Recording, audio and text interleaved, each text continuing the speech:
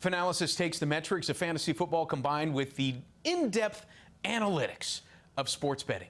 Sports handicapper Geoff Sheasby is here to give us the sharp angles on the Jets and the Giants games. Let's start with the Jets. 9.5-point dogs to Miami. It's a spread that's so big, it makes you want to look for reasons to take the dog.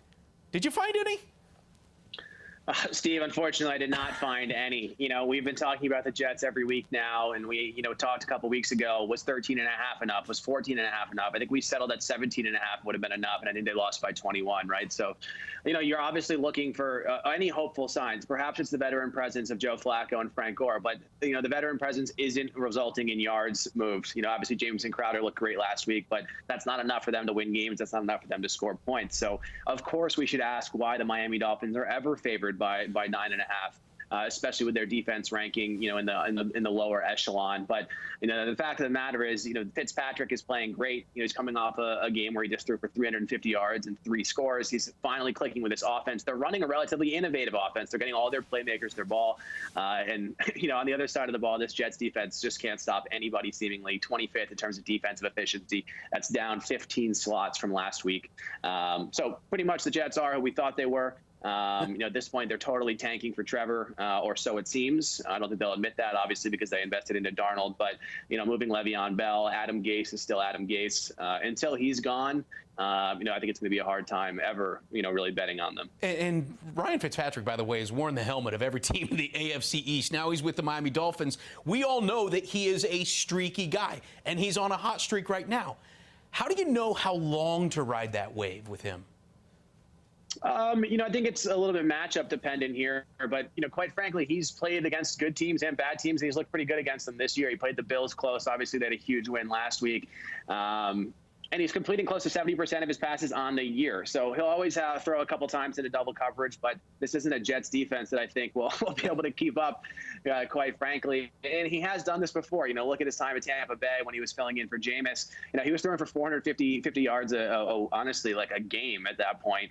Obviously, it's a little bit of a stretch, but then he came out with a huge chain, and he was looking like Deshaun Jackson. It was a whole thing. So I think it's more of the factor that he's generally not on very good teams, but he is an above-average quarterback. So he's finally got some talent around him. He can scramble, so even if his line is in shambles, doesn't matter so much.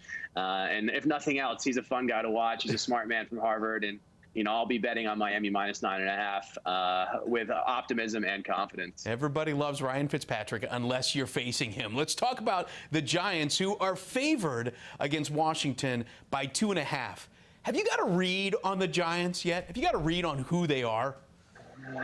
It's been tough, honestly, Steve. The Giants have played gritty games in 80% of their games so far, right? They played up to a lot of good teams. The Steelers and the Bears, I used the Bears as a good team with an asterisk. I'm not sold on them yet. But then LA and Dallas, they played both of those teams close. So enter Washington. What do I love about that? Are they a good team? No. But is it a divisional rival? Yes. This is a division that the Giants, all of a sudden, even with a mediocre record, are still in the hunt.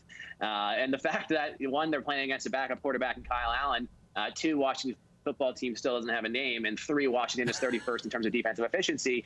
I think gives some strength to this Giants line at minus 2.5. So, I think if anything, we should see an improvement from this offense. Devontae Freeman was starting to look a little more fluid last week. So if they can establish any sort of running game, that should take a little bit of pressure off of Danny Dimes. But he, of course, can scramble.